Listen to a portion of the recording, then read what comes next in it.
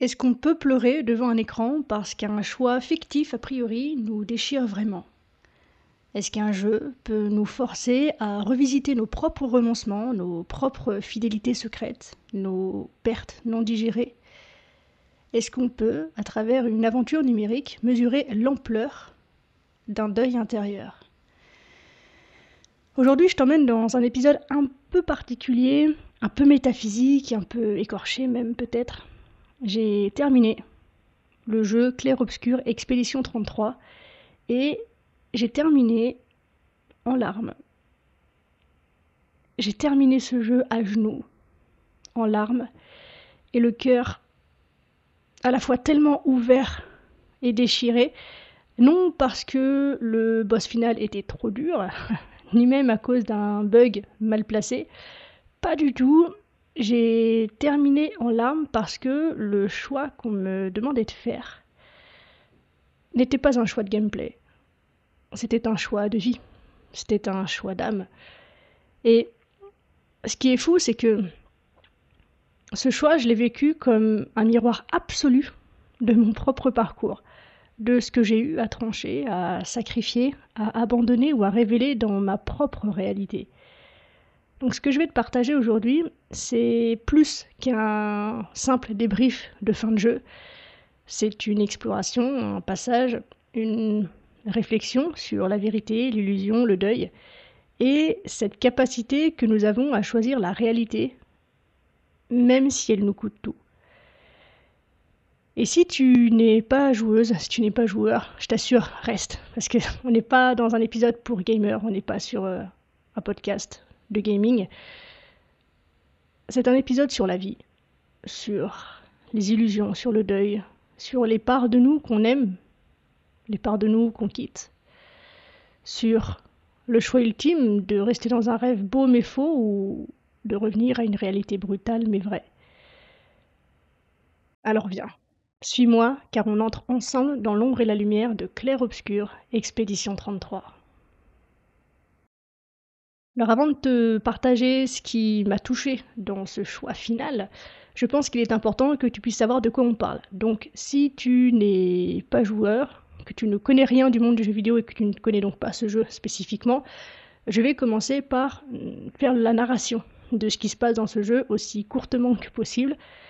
Et si tu connais déjà le jeu, eh bien je te mettrai le timecode à l'écran pour que tu puisses passer cette première partie qui du coup ne t'intéressera pas. Et si tu es en audio, donc sur une plateforme de podcast, de toute façon le chapitrage est disponible et donc tu peux passer facilement la partie si t'en as rien à carrer. Voilà. Tout commence sur une île suspendue dans un monde irréel, flottant quelque part entre l'imaginaire et le rêve. Cette île, c'est Lumière. Une ville onirique, un peu désuète, inspirée du Paris de la Belle Époque. Une ville déchue où l'air sent la résignation et la poésie fanée. À Lumière, on vit jusqu'à ce qu'on ne vive plus. Car chaque année, la peintresse, une entité mystérieuse et silencieuse, peint un ombre lumineux sur un immense monolithe visible par toute la population. Ce nombre, c'est une condamnation à mort. Tous ceux dont l'âge correspond sont gommés, c'est-à-dire effacés du monde dans une pluie de pétales comme s'ils n'avaient jamais existé. Et plus dingue dans tout ça, c'est que cet événement récurrent, c'est pas une punition, c'est un cycle. Et tout le monde semble l'accepter, ou presque. L'histoire commence donc le jour où le chiffre 33 apparaît. Cette année, c'est l'année de l'expédition 33, un groupe de volontaires condamnés de toute façon qui choisissent de ne pas attendre passivement leur effacement. Ils réunissent une équipe, ils partent vers ce qu'ils appellent le continent, vers l'inconnu, pour affronter la peintresse et peut-être enfin briser cette malédiction. Au centre de cette expédition, il y a Gustave, un bretteur un peu paumé, un peu poète. Il veut dire adieu à Sophie, son ancienne compagne, avant qu'elle ne soit effacée. Une scène magnifique, déchirante, où tu comprends que dans ce monde-là, l'amour ne suffit pas à sauver. On en est qu'au prologue, et j'ai déjà pleuré. Bref. Autour de lui, une galerie de personnages qu'on apprend très vite à aimer. L'une, la stratège au cœur loyal, Maëlle, la gamine guide, plus importante qu'elle n'en a l'air. Et Ciel, ce personnage lumineux, naïf et tendre qui incarne l'innocence même dans l'ombre. La première partie de l'aventure est classique, en apparence. On se prépare, on s'entraîne, on part, mais très vite le réel dérape, puisque dès les premières heures, l'expédition est attaquée, sauvagement, brutalement, très violemment, par un homme aux cheveux blancs, vieillissant donc, accompagné de créatures monstrueuses qui sont appelées les Névrons. Et donc c'est brutal, c'est injuste, et Gustave y laisse presque la vie. Presque. Parce que oui, il survit, donc on continue. Il part à la recherche de ses compagnons, les retrouve, et avec eux, il traverse des océans suspendus, des forêts brumeuses, des falaises rugueuses, des ruines en spirale. Chaque lieu est une œuvre, chaque rencontre une fable. Et puis, à la moitié du jeu, la claque, la méga claque. Un bruit de canne résonne dans le silence d'après-bataille. L'homme aux cheveux blancs réapparaît et de sa main, Gustave meurt. Celui que l'on pensait être le héros de cette aventure meurt. Pas en grande pompe, il n'y a même pas de musique à ce moment-là, pas avec gloire, juste comme ça, brutalement. Et toi, de la même façon que les protagonistes, tu restes là, sidéré, comme quand la vie décide qu'elle ne te doit rien. À ce moment-là, c'est la fin de l'acte 1. Début donc de l'acte 2, qui démarre par l'arrivée d'un nouveau personnage, dont le nom est Verso. C'est lui qui prend le relais. Un homme ultra BG, un peu étrange, insaisissable, qui a l'air de savoir beaucoup de choses, mais ne dit rien. Il est drôle parfois, cynique, épuisé. Et derrière ses yeux de BG, on devine des siècles de douleur. Il était membre d'une ancienne expédition. La toute première en fait, l'expédition 0. Et il s'avère qu'il est immortel, qu'il en a marre et qu'il cherche à tout terminer. L'équipe, alors amputée, avance encore. Ils affrontent à nouveau l'homme aux cheveux blancs. Et là, nouveau basculement. Cet homme s'appelle Renoir. Il se trouve qu'il est le père de Verso. Et à partir de là, dans le jeu et dans ta tête, plus rien n'est stable. La peintresse est enfin atteinte, mais elle ne se défend pas. Ou plutôt ce qu'on croyait être la peintresse n'était qu'une marionnette. Parce que la vraie peintresse est ailleurs, enfermée, décharnée, usée par des décennies à maintenir ce monde. Et elle t'invite à entrer à l'intérieur du monolithe. Là, tu explores un donjon peuplé de souvenirs, d'échos, de douleurs enfouies. Tu affrontes une entité quasi divine et dans un dernier souffle, elle renonce. Elle te bénit même et elle s'efface, murmurant péniblement les noms de ses deux enfants, Verso et Alicia. C'est fini? Lumière et libre. Les héros rentrent, la foule acclame, tu crois avoir gagné, mais pas du tout, c'est loin d'être fini, puisque Verso s'éloigne de la foule en liesse pour lire une lettre d'Alicia, sa sœur donc, et à partir de là, l'illusion s'effondre.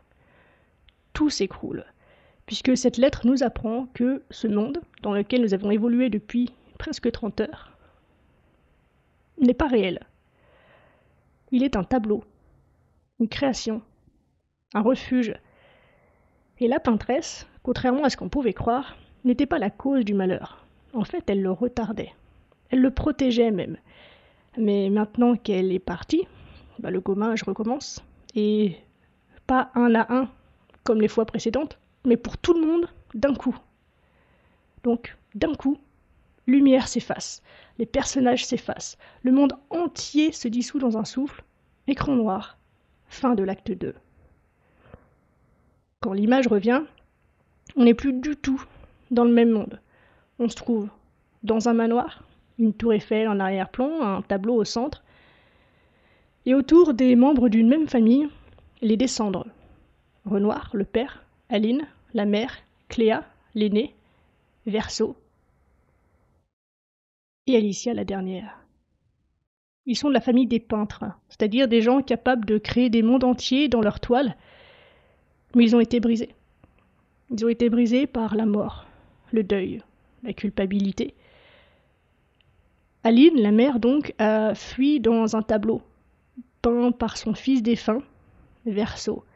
Un monde d'enfants, un monde refuge, peuplé de ces créatures imaginaires, de ces peluches devenues vivantes, de souvenirs d'une enfance qu'on ne voulait pas laisser mourir.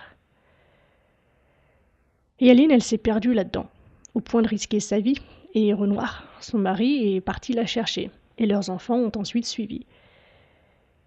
Et tout ça, toute cette histoire, se déroulait à l'intérieur de ce tableau peint par le petit Verso. Et Maëlle, cette petite guide qu'on croyait extérieure, n'est en fait autre qu'Alicia, la sœur de Verso, repeinte par sa mère, privée de mémoire et privée de corps. Et toi, finalement, en tant que joueur, que joueuse, t'étais pas dans un monde à sauver, tu étais en fait dans une œuvre à libérer.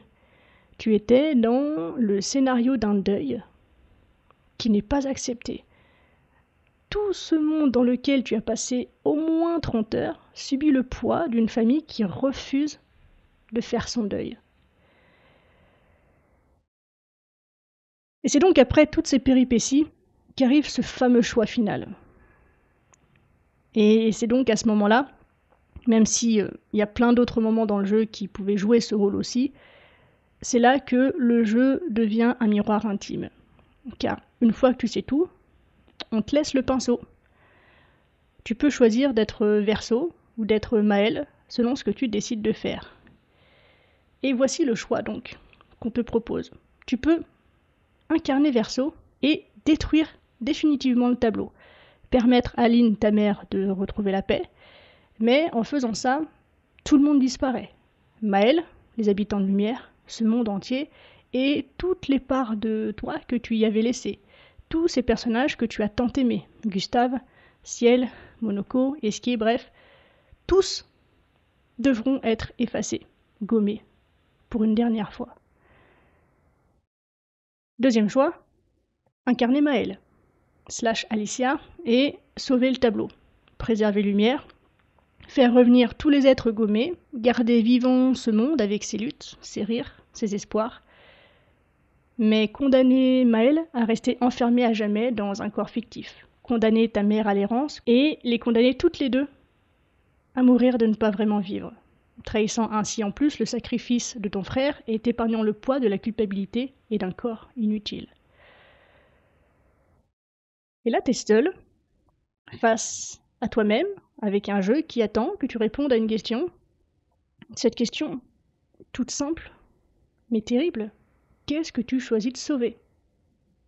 Et pourquoi ? Et donc, comme n'importe quel autre joueur, j'ai choisi. Et ce choix m'a profondément révélé.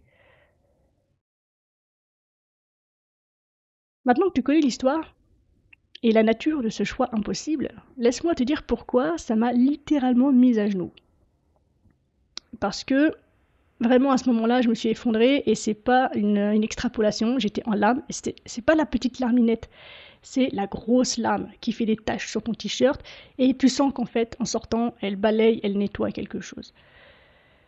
Je me suis vraiment effondrée et donc, pas parce que je ne savais pas quoi choisir, en réalité mon choix était extrêmement rapide, mais parce que je comprenais profondément les deux possibilités. Je comprenais profondément les deux sentiments, les deux espoirs qu'il y avait derrière ces deux choix. Parce que personnellement, j'avais déjà vécu ce choix, ce tiraillement dans ma vie. Je l'ai vécu quand j'ai quitté l'illusion d'une famille, quand j'ai choisi la vérité, même au prix de tout perdre. Même si ça voulait dire perdre l'amour, même si ça voulait dire affronter le vide, même si ça voulait dire me trouvais enfermée dans ma tête et dans mon corps. Et toi qui m'écoutes là maintenant, qui est arrivé jusque-là, dis-moi en commentaire quel choix tu ferais et pourquoi.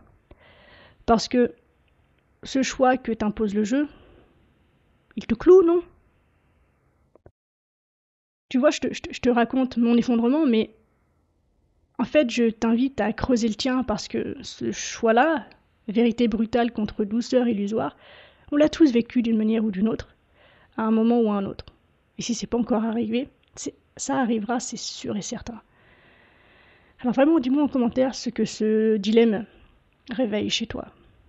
Tu viens de passer des heures à t'attacher, à marcher aux côtés de ces personnages, à les regarder se révéler petit à petit, comme des traits de pinceau qui composent une toile plus grande que ce qu'on croyait possible. Et là, bam! La dualité s'invite en fanfare.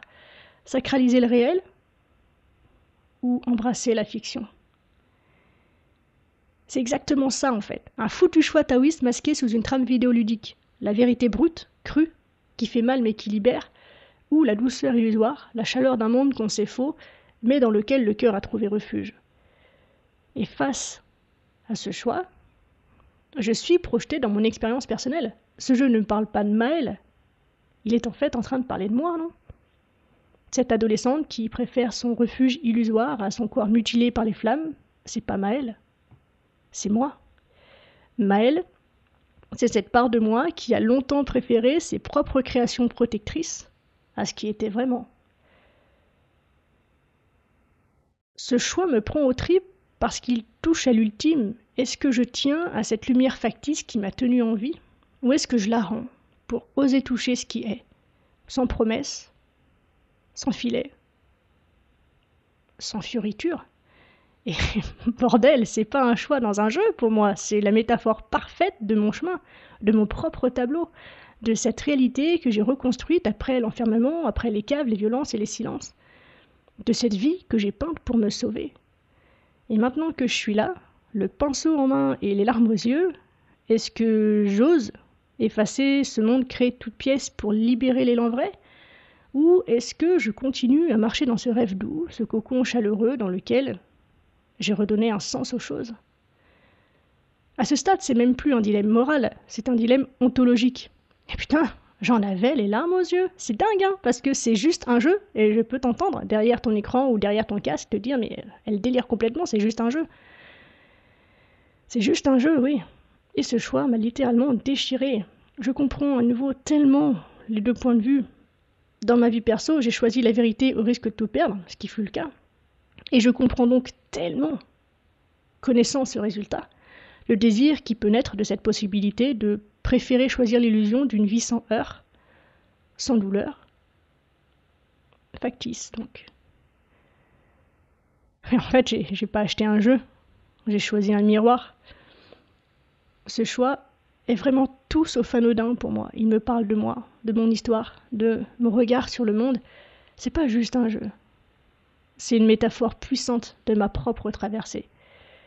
Et c'est précisément là que le slow coaching dont je te parle souvent s'invite, dans cet instant suspendu où tu ne choisis pas pour gagner, mais pour t'aligner avec ce qui résonne profondément en toi.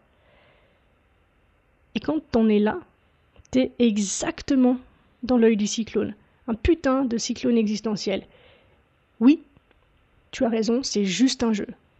Mais ce jeu-là, il a fait sauter les digues, parce qu'il parle exactement de ce que t'as vécu. Ce choix-là, c'est pas fictionnel pour toi. C'est viscéral. Pour moi, en tout cas, ce choix est viscéral. J'ai regardé l'horreur dans les yeux, j'ai quitté le tableau, l'enfance figée, les illusions protectrices. J'ai tout risqué pour la vérité, même si ça voulait dire perdre les autres, perdre tout. Et à travers cette scène, quelque part, mon cœur s'est remis à parler. Et si j'avais eu tort? Et si j'avais mérité ce cocon?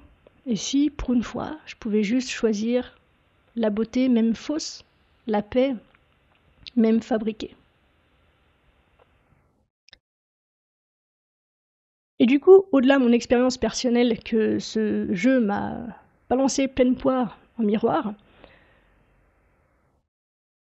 Ce jeu soulève des questions morales, éthiques, métaphysiques et philosophiques qui sont super intéressantes. D'ailleurs, la communauté des joueurs a tremblé sur ce choix, ça débat fort. Il y en a qui disent que c'est un peu comme si Dieu décidait que, pour le bien de sa famille, il devait éradiquer la Terre du jour au lendemain. Est-ce que, en tant qu'habitants de cette planète, nous trouverions ça juste? D'autres disent que les personnages n'existent pas vraiment, alors que Aline, la mère, et Alicia, alias Maëlle, la fille, sont réels et risquent leur vie en restant dans le tableau pour vivre cette vie qui n'existe pas vraiment. Et moi, tu me connais, je me pose beaucoup de questions aussi, et donc j'ai poussé un peu plus la réflexion en me demandant si la nuit je rêve d'un monde avec des gens qui y vivent, qui naissent, qui évoluent, partagent, donnent naissance et meurent. Est-ce que je les tue en choisissant de me réveiller, ou est-ce qu'il faut, du coup, pour maintenir ce monde en place, que je m'endorme pour toujours? Et puis, il y a le sort de Verseau aussi qui est super intéressant, donc le peintre d'origine, qui a peint enfant, qui est mort adulte. Le sort de Verseau est questionnant aussi. Est-ce que tous les peintres, donc tous les artistes de façon plus globale, enferment-ils une partie de leur âme dans les tableaux, les mondes qu'ils créent? Verseau supplie qu'on le libère. Mais garder le tableau, donc faire le choix de Maël, c'est le condamner à rester, à mener une existence qu'il n'a pas demandée et dont il ne veut surtout plus. D'ailleurs, je trouve que ça rappelle un peu les croyances selon lesquelles le non-deuil, l'illusion, l'attachement maintiennent les âmes de ceux qu'on aime dans un espèce d'entre-deux qui les empêche de réellement trouver le repos et la paix. Et là, en posant toutes ces questions, on ouvre la porte interdite pour nous asseoir direct au Conseil des Anciens. On n'est plus dans le lore d'un jeu, on est en plein banquet entre Platon, Lao Tse, Jung et Miyazaki. Si tu sauves la réalité, tu choisis le monde tel qu'il est, brutal, imparfait, mais vrai. Tu choisis la vérité sur l'illusion, l'acceptation du réel, même s'il est douloureux, même s'il condamne des êtres que tu aimes. C'est un acte de lucidité radicale, d'ancrage. Tu refuses de fuir dans une projection. C'est un non-agir taoïste que j'évoque aussi souvent. Laisser le monde être tel qu'il est, avec ses morts, ses tragédies, ses silences. Et c'est aussi offrir à la famille des cendres la possibilité d'enfin faire son deuil et d'avancer. Mais tu perds le rêve, tu perds la magie, tu perds une part de toi qui a vibré dans le tableau. C'est choisir l'intégrité au prix du cœur. Et si tu sauves le tableau, tu embrasses la beauté du rêve, tu choisis de préserver une forme de monde qui t'a offert des liens, de la profondeur, du sens, même s'il est artificiel. Tu préfères le sublime imparfait au réel dévasté, mais tu condamnes Maël à rester enfermée, tu condamnes la famille à l'errance éternelle. La mère et la fille mourront dans ce déni, et tu nies le sacrifice de Verseau qui est mort dans les flammes pour sauver sa sœur. Tu t'autorises à dire que parfois, la beauté vaut le prix du sang. Comme l'évoque d'ailleurs Renoir à un moment donné dans le jeu. Que parfois, le cœur prime sur la logique, que le rêve est un monde en soi. C'est choisir l'amour au prix de la vérité.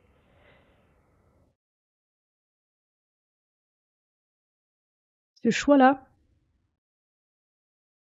c'est pas juste du jeu vidéo. C'est une saignée d'âme.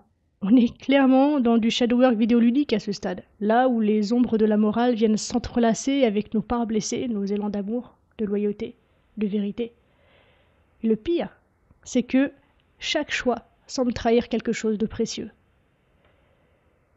En fait, on se retrouve devant ce que j'appellerais une dépolarisation émotionnelle en direct. La lumière ne gagne pas, l'ombre ne gagne pas, tout est intriqué.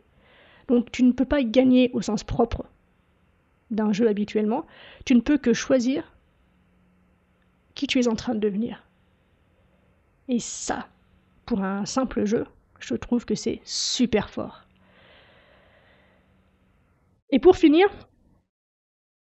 j'ai envie de creuser avec toi peut-être une dimension spirituelle un peu plus profonde que nous propose le jeu, puisque, personnellement, je suis convaincue que les personnages que l'on incarne, et cette formulation est particulièrement lourde de sens ici, ne sont rien d'autre que des projections.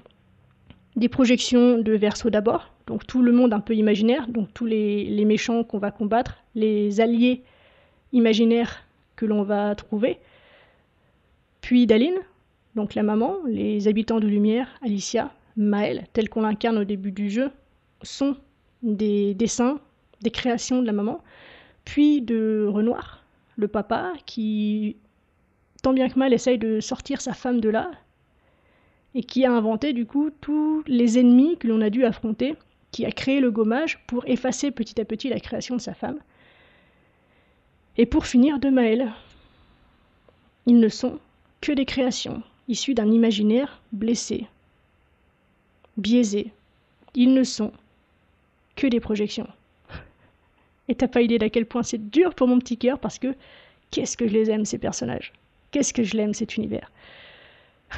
Tout ça pour dire que, finalement, les laisser partir, c'est faire le deuil de parts de soi qui nous retiennent. Mais personnifier comme ça rend la chose tellement concrète et intense.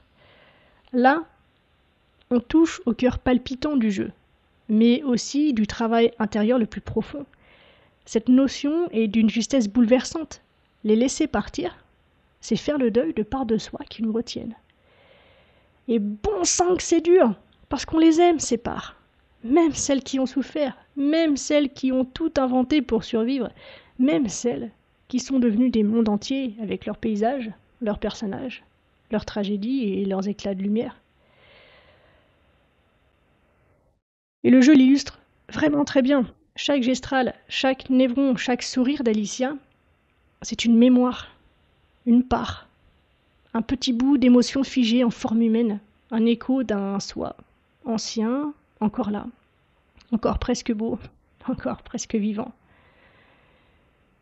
Et c'est encore plus cruel quand tu réalises que Maëlle elle-même n'est qu'une projection d'Alicia, créée par sa mère en deuil, une jeune fille de 16 ans, défigurée par l'incendie qui a tué son frère, qui veut maintenir dans ce tableau un corps parfait et une identité sans douleur.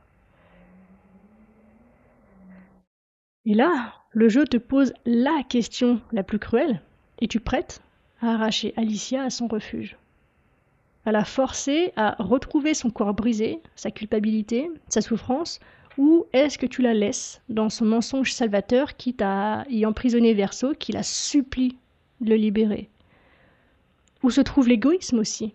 Chez Maëlle, prête à risquer la vie de sa mère, la sienne, et celle de son père qui se retrouverait tout seul, à refuser le sacrifice de son frère, ou chez Verseau, prêt à sacrifier ses compagnons d'armes pour retrouver la paix et la liberté? C'est pour ça que ce choix est si déchirant, parce que Maëlle, c'est pas juste l'innocence un peu émotionnelle et sucrée, c'est la part de nous qui refuse la réalité, qui préfère le mensonge salvateur à la vérité qui brûle, qui s'accroche à l'illusion, même au prix d'emprisonner les autres dans notre déni. Et Alicia, elle, c'est nous.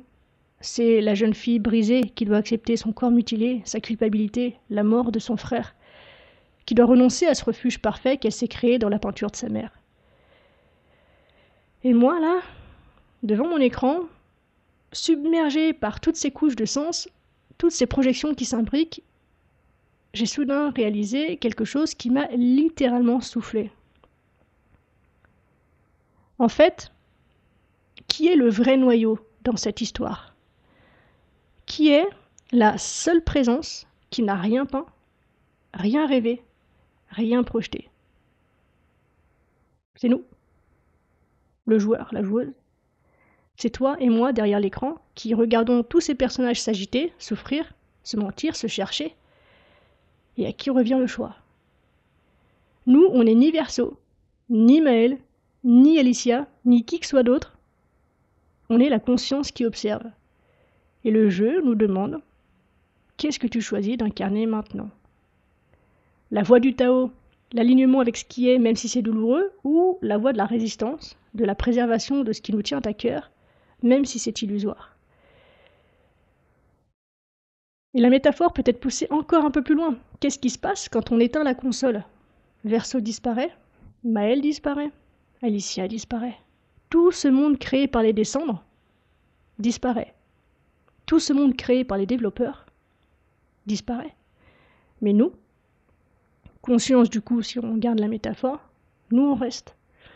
On reste avec ce qu'on a appris, ce qu'on a ressenti, ce qu'on a compris, exactement comme quand on se réveille d'un rêve. Les personnages du rêve n'existent plus, mais l'expérience, elle nous a transformés. Et je suis pas sûre que quelqu'un d'autre ait posé cette question. Dans ceux que j'ai écoutés, en tout cas, non. Mais la vache, ça change tout, non? Et au final, même en étant cette conscience observatrice, même en réalisant que tout ceci n'est peut-être qu'un jeu dans un jeu, il a bien fallu que j'assume ma responsabilité de joueuse. Il a bien fallu que je choisisse, que je clique sur une option, que je tranche dans le vif de cette métaphore cosmique. Alors, à ton avis, quel a été mon choix? Eh oui, c'est bien ça. J'ai choisi d'arrêter de peindre. J'ai fait le choix d'incarner Verso, et j'ai lâché ce putain de pinceau. J'ai détruit le tableau. J'ai rayé Lumière et tous ses habitants de la carte. Qu'est-ce que ça fait de moi, tu crois? Une meurtrière? Une libératrice? Les deux à la fois, peut-être? Et ça me déchire encore d'y penser parce que je les aimais, ces personnages. Parce que ce monde m'avait touché. Et pourtant, c'est en les laissant partir qu'on revient à la source, à la vie. Et c'est là que le jeu devient d'une cruauté géniale. Il te montre que c'est pas une victoire, c'est une offrande, un geste d'amour, immense, silencieux, qui dit merci pour tout. Vous pouvez rentrer. Je répète, c'est en laissant partir ces parts que tu reviens à la source, à ce que tu es avant les personnages, à ce que tu es quand tu ne cherches plus à jouer un rôle, quand tu ne sauves plus personne, quand tu cesses de t'incarner pour simplement être. Est-ce que tu vois pourquoi ce jeu m'a déchiré? Parce que c'est pas un dilemme, c'est une révélation par le renoncement. L'amour dans la perte, le vivant dans le départ. Et finalement, il existe encore un endroit où ce monde est toujours vivant. Moi, Gustave, Ciel, Maël, tous ces personnages que j'ai tant aimés, ils continuent de vivre quelque part en moi. Non comme des souvenirs figés, mais comme des parts intégrées de qui je suis devenue. Et là, d'ailleurs, j'ai une dernière révélation qui me donne le vertige. Et si la vie était fractale? Et si j'étais moi aussi la Maëlle d'une entité plus grande, donc d'un autre joueur? Et si des milliers de mondes vivaient en moi, exactement comme Lumière qui vient d'intégrer cet univers que je suis? C'est fou! Ça paraît tellement vaste! Et ça donne une telle autre dimension à la vie. Humaine certes, mais à la vie tout court. Et le plus fou, c'est que ici, je te parle d'un monde totalement fictif. Mais bordel, qu'est-ce qu'il est vivant! Gustave, Ciel, Verseau, ils respirent encore quelque part dans mes neurones. Ils ont des émotions, des histoires, des blessures. Ils existent en fait. Alors peut-être que nous aussi, nous ne sommes que les personnages du rêve de quelqu'un d'autre. Peut-être que moi, Marie, je suis le personnage qui a choisi d'incarner un joueur cosmique pour faire l'expérience de mon expérience. Peut-être que je suis une expression de ce noyau, cette source qui s'expérimente à travers mon jeu, JE, et mon jeu, JEU. Et peut-être que c'est pas grave. Peut-être que ce qui compte, c'est pas d'être réel, c'est d'être vivant. D'être pleinement vivant dans cette expérience.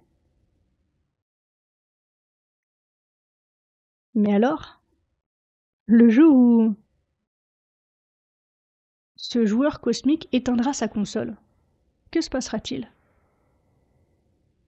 Est-ce que je disparaîtrai comme Gustave et Verso ont disparu quand j'ai éteint mon écran? Ou est-ce que quelque chose de moi persistera dans la mémoire de cette conscience, de la même façon que ces personnages persistent en moi? Et si la mort, finalement, c'était juste la fin d'une partie? Le joueur qui pose la manette, sourit et se dit « C'était cool, belle partie. Qu'est-ce qu'on joue maintenant ?» Mais assez parlé de moi et de mes délires, c'est ton tour maintenant. Parce que si ce jeu m'a servi de miroir, il peut peut-être, sûrement même, faire pareil pour toi. Alors maintenant, j'ai envie qu'on se retrouve dans cet espace de questionnement ensemble, que tu prennes un moment pour explorer tes propres tableaux, tes propres personnages intérieurs. Et donc pour ça, pour t'y aider, j'ai quelques questions pour toi. Donc et toi, dans ta propre vie, quelles sont les illusions protectrices que tu maintiens? Quels sont tes personnages intérieurs que tu as créés pour survivre? À quoi tu renonces quand tu choisis la vérité? Si tu choisis la vérité. Quelle part de toi tu retiens par peur de les laisser partir? Par peur de ce qui arrivera quand elles ne seront plus là? Je t'invite à prendre de quoi dessiner ou écrire pour matérialiser les personnages de ton monde intérieur. Et à partir de là, identifie une situation où tu as choisi la vérité au prix de la paix. Bref, quel est ton propre tableau? Quels sont les mondes que tu maintiens vivants pour échapper à la réalité? Respire avec ces questions. Laisse-les résonner. Normalement, ce ne sont pas des réponses que tu trouves en claquant des doigts. Il faut un peu de temps pour qu'elles émergent, parce que si tu les maintiens dans des mondes qui n'existent pas, c'est pour de bonnes raisons. Laisse-les résonner. Prends ton temps, parce que, comme ce jeu me l'a rappelé, il n'y a pas de bonne ou de mauvaise réponse. Il y a juste la tienne. Et ce qui est sûr, c'est que peu importe le choix que tu fais, il y a une chose que tu ne perdras jamais. C'est toi. Ce que ce jeu m'a rappelé, c'est que dans le slow coaching comme dans la vie, il n'y a pas de bon choix universel. Il n'y a que ton choix conscient. Donc ce n'est pas choisir la lumière ou l'ombre, ce n'est pas choisir la vérité ou le rêve, c'est oser voir que ce dilemme existe en toi. Parce que tu es assez vivant, assez vivante pour être touché par les deux. Alors, quand tu te retrouves face à tes propres choix impossibles, respire, ressens ce qui monte et choisis depuis l'espace du cœur, pas depuis la peur de trahir. Parce que peu importe le camp que tu honores, l'unité t'attend de l'autre côté. Et quoi que tu choisisses, tu sauras pourquoi. L'unité, c'est pas forcément tout garder. C'est au contraire parfois accepter de tout perdre. Tu ne détruis rien en quittant l'illusion. Créer, c'est aussi apprendre à laisser mourir. L'attachement, c'est ce qui emprisonne. Et le rêve n'est pas moins noble que le réel, mais s'y accrocher par peur du réveil, ça finit par devenir une prison dans laquelle tu peux mourir. Ou en tout cas dans laquelle tu peux arrêter de vivre. Et peut-être que la véritable beauté, c'est de pouvoir regarder le tableau en sachant qu'il est vide, et l'aimer quand même. Merci d'avoir écouté cet épisode jusqu'au bout. Si t'es arrivé jusque-là, merci d'autant plus. Si tu veux aller plus loin, si ce que j'ai partagé te parle, je t'invite à rejoindre le Dojo du Cœur dont tu trouves le lien dans la description. L'espace que j'ai créé pour celles et ceux qui marchent ce chemin du retour à soi sans bullshit ni positivité forcée.